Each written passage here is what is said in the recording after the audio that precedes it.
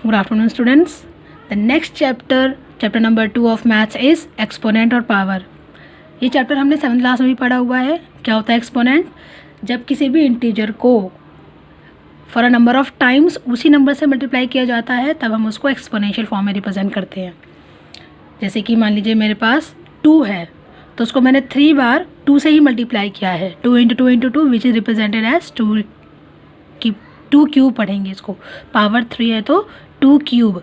Power अगर 2 है तो 2 स्क्वायर. ठीक है. यहाँ पर 5 है. 5 को मैंने 4 टाइम्स मल्टीप्लाई किया है तो इसको रिप्रेजेंट करेंगे 5 रेज़ टू द पावर 4. यहाँ पर ये जो नीचे 5 है इसको हम बोलते हैं बेस और जो पावर में होती है इसको बोलते हैं एक्सपोनेंट.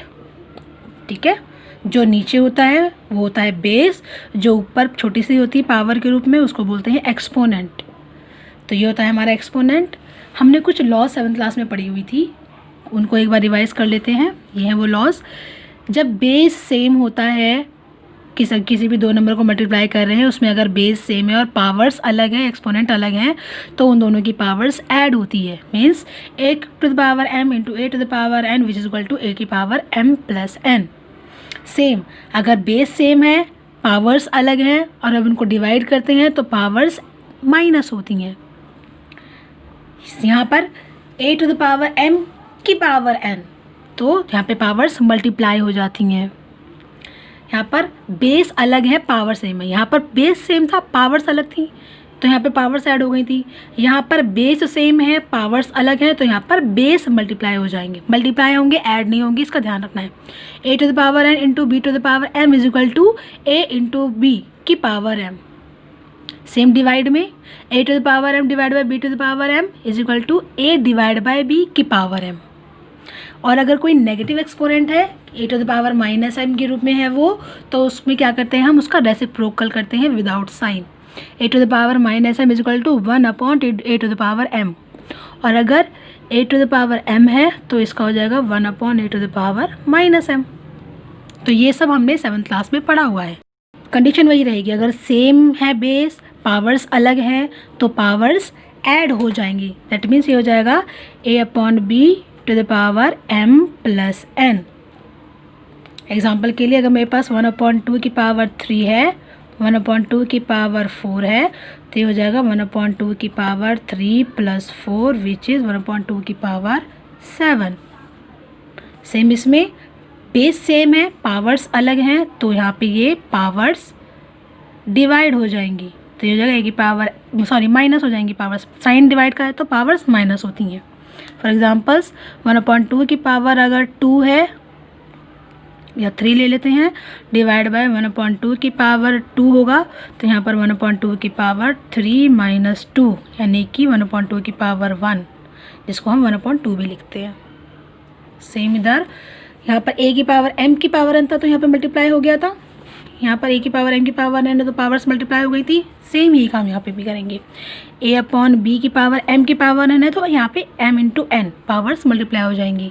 फॉर एग्जांपल 1/2 की पावर 3 की पावर 2 है तो 1/2 की पावर 3 इंटू 2 1/2 की पावर 6. जब हमसे बोलता है कि क्वेश्चन आपका एक्सपोनेंशियल फॉर्म में आना चाहिए तो हम यहीं तक करके छोड़ देते हैं. लेकिन अगर पूरा सॉल्व करने के लिए कहता है तो हम इसको एक्सपेंड फॉर्म में करते हैं. अगर क्वेश्चन मेरे पास इस तरीके से है तो इसका एक्सपेंड फॉर्म ये होता है. अगर एक्सपेंडेड फॉर्म में होता है तो उसका एक्सपोनेंशियल फॉर्म ये होता है. तो फिलहाल ये भी एक्सपोनेंशियल फॉर्म में है. Next property is a upon B की power m into C upon D की पावर m. यानी कि यहाँ पर बेस अलग है और पावर सेम है. तो क्योंकि हमने पढ़ा हुआ है अगर बेस अलग है, पावर सेम होती हैं तो जो बेस है अगर मल्टीप्लाई का साइन है बीच में तो बेस आपस में मल्टीप्लाई होते हैं और पावर्स एक बार आती है, जैसे कि हम यहाँ पे देख रहे हैं. तो सेम काम वही यहाँ पे हम भी इसमें भी वही करेंगे. a upon B into C upon D की पावर m हो जाएगा ये. यानी कि इन दोनों बेस को मल्टीप्लाई करके उसकी जो भी पावर होगी उसको सॉल्व करेंगे. For example a upon B मैंने ले लिया 1/2 और c अपॉन डी मैंने ले लिया 3/4 और इसकी पावर मैंने ले ली 2. दोनों की पावर 2 ले ली तो ये हो जाएगा 1/2 इंटू 3/4 की पावर 2. सॉल्व करेंगे जो भी आएगा 3/2 4 2 ज़ा 8 की पावर 2। ओके, नेक्स्ट प्रॉपर्टी है हमारी, अगर बेस अलग हैं, पावर सेम है और उनको अगर डिवाइड करते हैं तो क्या होता है, जैसे कि हमने यहाँ पर भी देखा है, बेस सेम है, बेस अलग है, पावर सेम है, डिवाइड का साइन है, तो जो बेस है वो डिवाइड हो जाते हैं आपस में। वही हम इसमें भी करेंगे, जो भी इनका बेस है a/b डिवाइड बाय c/d की पावर m। कोई एक क्वेश्चन ले लेते हैं, 1/2 की पावर 2 डिवाइड बाय 3/4 की पावर 2, तो हो जाएगा 1/2 इंटू 3/4 डिवाइड है, यहाँ पे इंटू नहीं, डिवाइड का साइन है 2। अब हमें पता है कि हम रैशनल नंबर के डिवाइड को कैसे सॉल्व करते हैं, तो यहाँ पे डिवाइड है तो यहाँ पे मल्टीप्लाई करेंगे तो 4/3 की पावर 2, 2 से 2 कैंसिल हो जाएगा 4 टाइम्स में, 4 कैंसिल हो जाएगा 2 टाइम्स में, तो ये हो जाएगा 2/3 की पावर 2। ठीक है, अब यहाँ पर आता है नेगेटिव। नेगेटिव अगर एक्सपोनेंट है तो उसको हम कैसे सॉल्व करेंगे, यहाँ पे हमने देखा था a की पावर -m है तो उसकी वैल्यू आई थी 1/a की पावर m, या फिर अगर a की पावर m है तो उसको नेगेटिव में 1/a की पावर -m। यहाँ पर भी वही काम करेंगे, 1/a/b की पावर -m है तो इसको सॉल्व करेंगे तो ये हो जाएगा 1/a/b की पावर m। इसको ऐसे लिखते हैं, या फिर इसको हम सीधा ऐसे भी लिख सकते हैं।